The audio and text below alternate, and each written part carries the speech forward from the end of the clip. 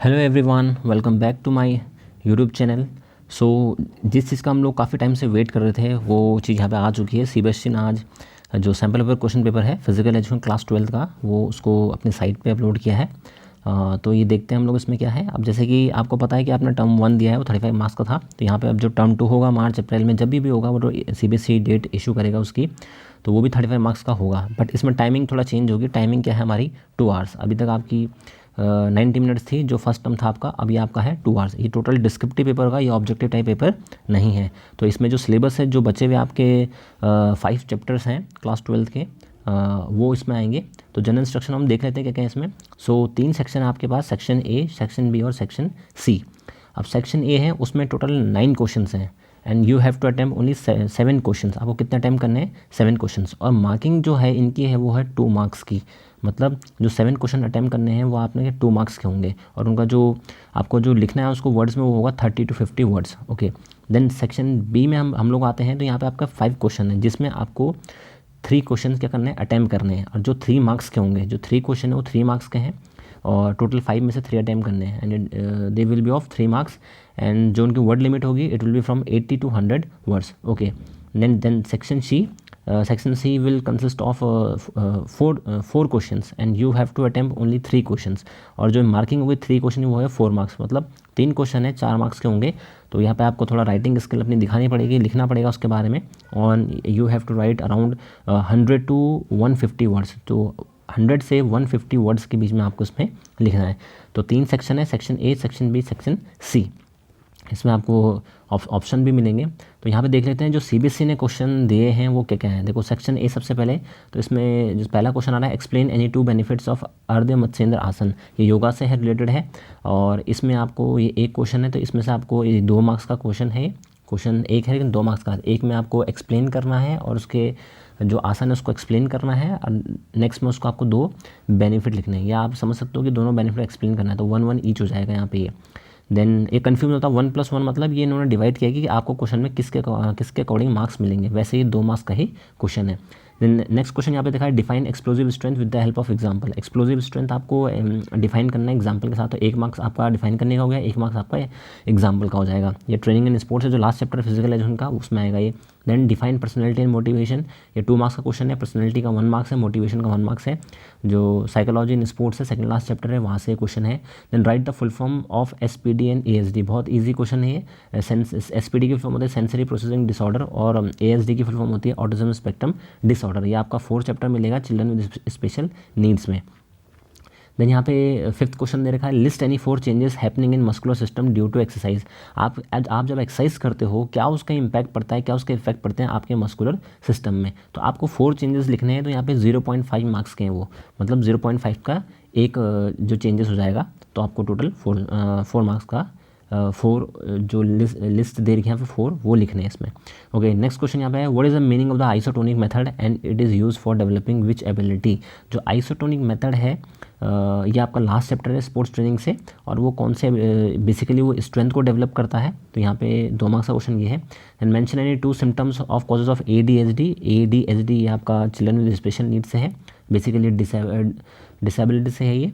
तो attention deficit hyper activity disorder ये, तो उसको मेंशन भी करना है, 2 सिम्टम्स भी लिखने हैं, उनके सिम्टम्स को मेंशन करना है। तो ये 2 मार्क्स का हो जाएगा। Then what is laceration and how it can be managed. Laceration आपका स्पोर्ट्स इंजरी चैप्टर से है, तो ये भी क्लास आपको 12th में भी पढ़ने को मिलेगा। और मैंने कहीं ना कहीं अपने वीडियोज़ में जो मैंने ये कहीं ना कहीं आपको बता रखे हैं क्या ये इंजरीज़ होती हैं। वैसे सारा सिलेबस मैंने अपने वीडियोज़ में अपलोड कर रखे हैं पहले से, तो आप देख सकते हो मेरे वीडियोज़ को। Then list down any 2 strategies to make physical activity accessible for CWSN। कोई भी आपको स्ट्रेटजीज़ लिखनी है, तो 2 स्ट्रेटजीज लिखनी है जिससे जो CWSN के बच्चे हैं उनके लिए फिजिकल एक्टिविटी थोड़ा इजी हो जाए। तो ये भी आपको 4th चैप्टर में मिल जाएगा। देन सेक्शन बी पे हम लोग आते हैं, list down and briefly explain any 4 techniques of motivation. Motivation की कोई आपको 4 टेक्निक्स यहाँ पे एक्सप्लेन करनी है बेसिकली। तो ये आपका सेक्शन बी का क्वेश्चन है। तो यहाँ पे इन्होंने ये मार्किंग स्कीम भी दे रखी है। Then explain cognitive disability along with its symptoms. Cognitive disability में कौन कौन से सिम्टम्स आते हैं वो आपको मेंशन करने हैं। 3 मार्क्स का क्वेश्चन है यहाँ पे ये। Create a flow chart to explain classification of sports injuries. Sports injuries का एक फ्लो चार्ट आपको बनाना है। सॉफ्ट टिश्यू इंजरीज होती हैं, बोन इंजरीज होती हैं, तो ये आपको मेंशन करना है उसमें। तो ये भी मैंने अपने वीडियोस में इसको बता रखा जैसे। तो आप इसको ये देख सकते हैं, ये भी 3 मार्क्स का क्वेश्चन है। देन 13 क्वेश्चन है, list down any 3 asanas use for preventing asthma and write two benefits of each. आपको यहाँ पे 3 आसन बताने हैं जो अस्थमा को ठीक करते हैं, ये योगा चैप्टर से रिलेटेड है और उनके बेनिफिट्स भी यहाँ पे लिखने हैं।